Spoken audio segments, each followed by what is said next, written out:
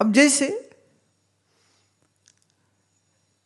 ठंड ज्यादा है, उत्तर भारत में ज्यादा हो जाती है ठंड, तो उत्तर भारत में रहने वाले हमारे बुजुर्गों ने सोचा, अरे सब तो रजाइयों में दुबक के घर के अंदर बैठे हुए हैं, तो इनको बाहर निकालो।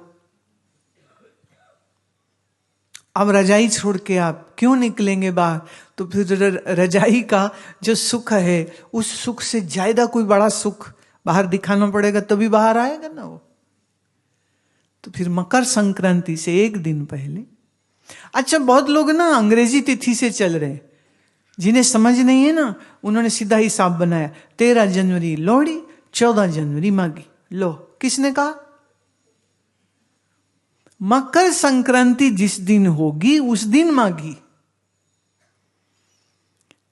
तो मुझे पता चला बहुत लोगों ने 13 के हिसाब से कल लोहड़ी कर ली।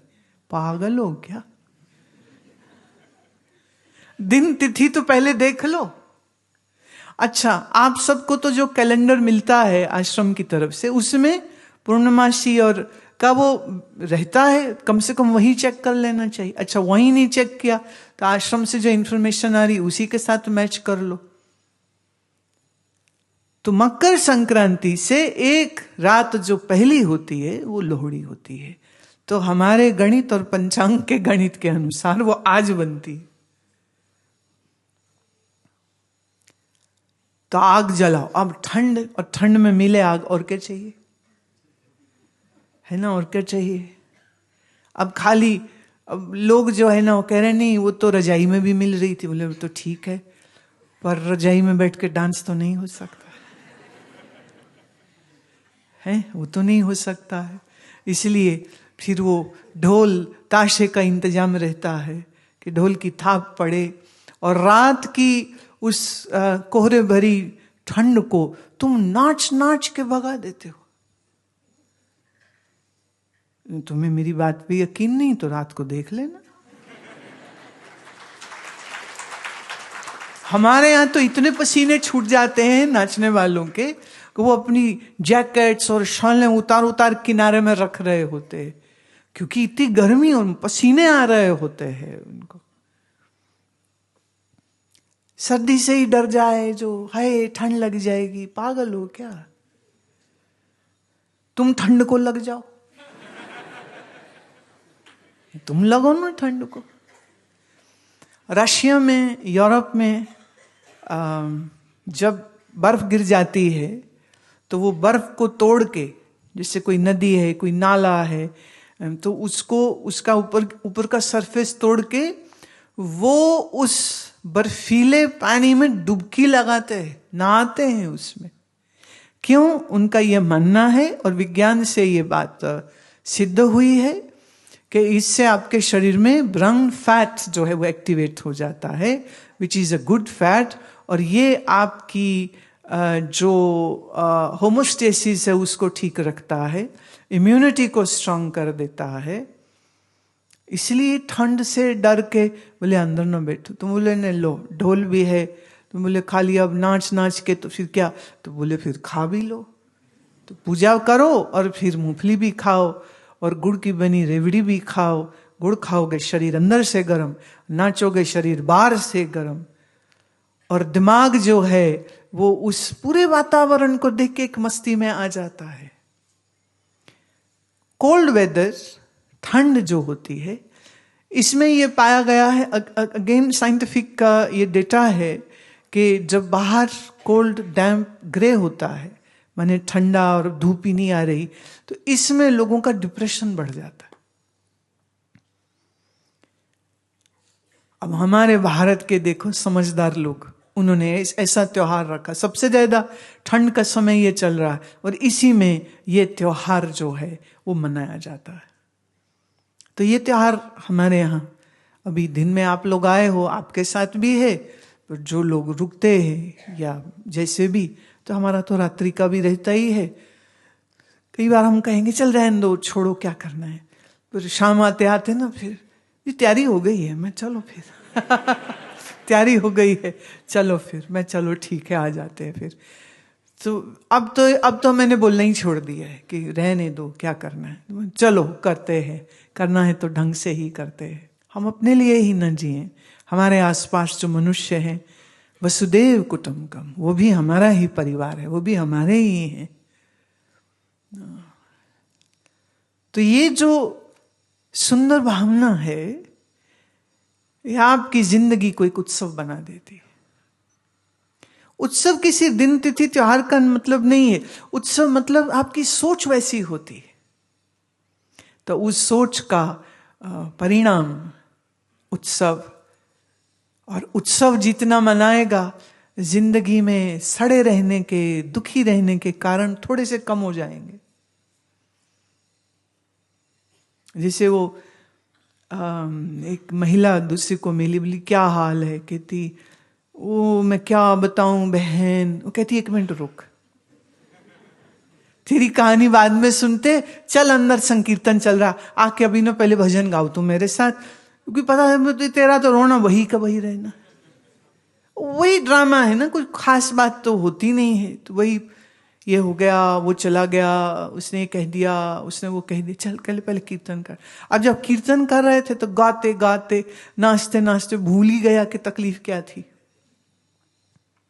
वो चली गई घर से फोन करती है, ओ मैंने तो तुम्हें बताना था, कह रही छोड़, अगली बार जब मिलेंगे ना फिर सुनेंगे तुम्हारी बात। रोने के 1000 कारण जहां हो, वहां तुम लाखों कारण हंसने के उत्पन्न करो, लाखों कारण नाचने के उत्पन्न करो, लाखों कारण मुस्कुराने के उत्पन्न करो। जिंदगी बोझ नहीं है, क्या जिंदगी को बोझ बनाना भी नहीं है। जिंदगी ईश्वर की कृपा है, तो इसको ईश्वर की कृपा की तरह ही देखना चाहिए। और ये हम लोगों का सौभाग्य है ना, कि ये सब बातें हम सुन रहे हैं, हम समझ रहे हैं, ये ऋषियों का प्रसाद है, ऋषियों की भूमि पे हम लोग जी रहे हैं। तो अपने इस देव भूमि के प्रति श्रद्धा की भावना हमेशा रहनी चाहिए। ऐसे ऐसे महात्मा के मैंने हृदय गदगद हो जाता है, हम कैसे देश में रह रहे हैं, कैसे सुंदर देश में रह रहे हैं। इतिहास ये है प्यारे, कि जब ये आश्रम का विचार बना था मन में कि आश्रम होना चाहिए, नहीं तो हम तो पहले सोलन में फिर ऋषिकेश में कुटिया बना के मजे से चल रहे थे। पर फिर क्या है, लोग आ गए तो साधना शिविर होने लग गए। फिर साधना शिविर के लिए कभी हरिद्वार जगह लो, कभी ऋषिकेश जगह लो, कभी मिलती कभी नहीं मिलती, समस्या। फिर सबने कहा नहीं, आश्रम अपना ही होना चाहिए। हम लोग चलो ढूंढो, तो ढूंढते ढूंढते तब दिल्ली हेडक्वार्टर होता था, ऋषिकेश और दिल्ली। तो दिल्ली से इन लोगों ने देखना शुरू किया, कई जगह थी, उन जगहों में फिर ये जगह पर भी हम लोग आए। तो जब मैं यहाँ पर आई थी तो उस समय मेरे साथ 2-3 लोग थे। आज वो किसी कारणवश उसमें 2 तो आ नहीं पाए।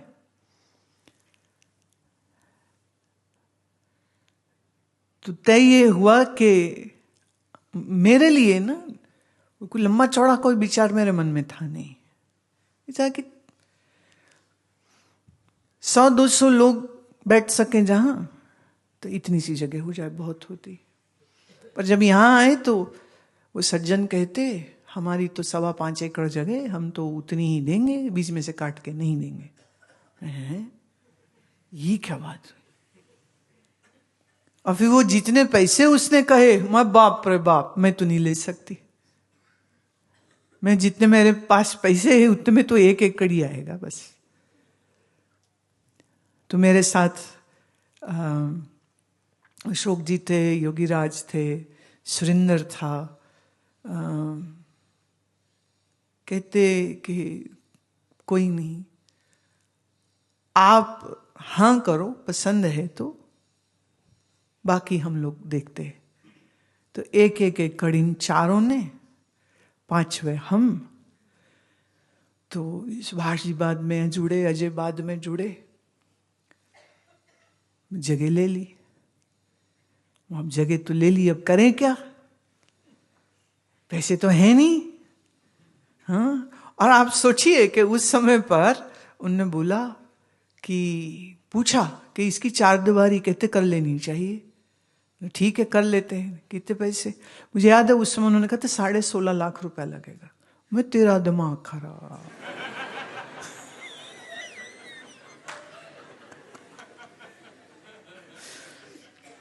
मेरे पास तो है नहीं पैसे, ऐसे नहीं होता। फिर 2-4 ने कहा अरे कोई नहीं, चलो ऐसे करते, शुरू करते हैं, जब खत्म हो जाए, मान लो पैसे खत्म होंगे, काम बीच में छोड़ देंगे। तो यही सोच करके कि जहां पैसे खत्म वहां काम बंद, चलो शुरू करते। लो जी, दीवार भी हो गई, फिर ये हो गया, फिर वो हो गया। तो पॉइंट ये था, ये चर्चा आज मैं इसलिए उठा रही हूं कि वो जो हमारे साथी थे इनिशियल इस आश्रम को का संकल्प पूरा करने में, जिन्होंने हमारे साथ खड़े होकर के मेहनत करी है, बनाने में कागजी कार्रवाई बड़ा लंबा चौड़ा काम होता है, आसान भी नहीं होता है। हम थे नए नए ताजे ताजे गुरुजी, ज्यादा अकल भी नहीं थी ये क्या होती है टेक्निकलिटी। मतलब कोई ट्रेनिंग सेंटर से थोड़ी ट्रेन होके आए थे कि कैसे होता है ये, क्या नहीं होता है। तो लोगों से ही फिर जो वो बोले अच्छा ऐसा करना है, तहसीलदार के है, कोर्ट में है, फलाना है, फलाना है। ट्रस्ट तो हमारा गठित था ही पहले से, इसलिए सब कुछ जो है वो ट्रस्ट के नाम पर ही हो रहा था। लेकिन अब हम लौट के जब पीछे देखते हैं तो उस आयु में, 24-25 साल की आयु में ऐसा सोचना, ऐसा करना, फिर शुरुआत होनी, फिर तो देखो धीरे धीरे करके बहुत लोग जुड़ते चले गए, बहुत अच्छे अच्छे लोग साथ में मिलते चले गए। जैसे जिस हॉल में हम बैठे हैं ना, ये हॉल का जब बजट मैंने सुना था तो मैंने कहा तू ना वो गेट जा, पागल हो गए हो क्या? नहीं, मेरे मेरे नहीं, चल जाओ। उस समय पर फिगर 1.25 करोड़ का था। तो हमें लगे तो कैसे। अच्छा, फिर हम उस साल अमेरिका गए तो फ्लोरिडा में एक सज्जन मिलने आए, गुजराती डॉक्टर, गैस्ट्रोएंट्रोलॉजिस्ट, बहुत मेरे से प्रेम। गुजराती होने के बावजूद उन्होंने पंजाबी भाषा सीखनी शुरू कर दी थी, क्योंकि उनको मेरे पंजाबी के भजन बड़े अच्छे लगते थे। बड़े प्यार से मिले और उन्होंने इसे एनवेलप रखा, प्रणाम किया, चले गए। कई पत्र हैं, किसी ने घर में निमंत्रण दिया, उनके एड्रेस हैं, किसी ने कुछ भेंट दी पैसे की, तो किसी में पैसे। तो इन्होंने से लिफाफे मेरे कमरे में रखे थे। तो हरि मिलन का सुबह मुझे मिला, कहता है वो आपने एनवेलप संभाल लिया था? मैं कौन सा? वो कहते वो एक आए थे उन्होंने दिया था। तो मेरे मन को लगा मैं क्या, मतलब लोग क्या है, ये एक चेक देते उसका भी पीछा करता है, ले लिया ले लिया ले, क्या है ले लिया, मैं जाके देख लो वहीं पे पड़ा होगा। कहते नहीं आपने रखा है तो आप देख लो। मैंने कहा अच्छा मैं देखती हूँ। तो पहले तो वो लिफाफा हम डस्टबिन में फेंक चुके हुए थे। वहां ना चेक बहुत पतले से होते हैं ऐसे, और वो ऐसे चिपक गया होगा। तो पहले तो उसमें से निकाला, मैंने कहा, और वो गंदा सा लिफाफा था, मैंने क्या है। फिर मैंने देखा अच्छा अंदर है, तो सही निकाला। अब मेरा हिसाब देखो कितना बढ़िया है। तो मैंने कहा अच्छा, तो बस मैंने 125 इतने के लिए रो रहा बंदा, 125 के लिए रो रहा, आगे जीरो हम देखे ही नहीं है।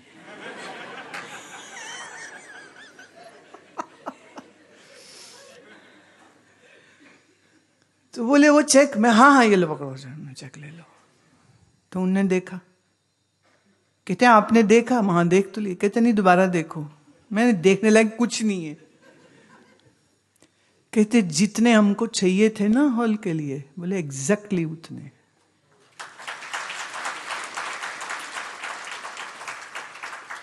एग्जैक्टली मैंने 1 सेंट 1 पैसा उससे कम नहीं, जो फिगर मुझे आर्किटेक्ट ने बोला था।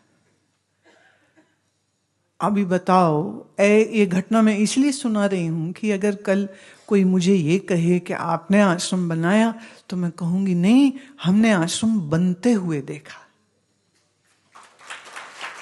बनाया नहीं है, बनते हुए देखा। कि मन में सोचते थे ये होना चाहिए, देखो तुम सबका प्रारब्ध काम कर रहा है, तुम सबकी भावनाएं काम कर रही हैं, तुम सबकी किस्मतें इस आश्रम से जुड़ी हैं, तो ईश्वर की क्या लीला होती थी। अब ये करना है, अब ये करना है, अब ये करना है, तो चीजें होती हैं, हम करते नहीं। तो आश्रम हमने बनाया नहीं है, ये आश्रम का संकल्प जरूर था, लेकिन उस संकल्प की पूर्ति जो है वो तो ईश्वर ने ही की है, और आपके माध्यम से करिए। आप सब प्रेमियों के जो हाजिर हैं, वो जो बहुत से अभी इस समय पर वर्तमान में हाजिर नहीं है, लेकिन उनका जो रोल रहा है ना, वो अपने आप में बड़ा अद्भुत रहा है। तो इस ऋषि चैतन्य आश्रम की जो कार्यक्रम जो चल रहे हैं, और अभी जो नया एक्सटेंशन एक और जो साथ में अब जुड़ने जा रहा है, तो ये आश्रम बनते हुए हम देख रहे हैं, हम बना नहीं रहे।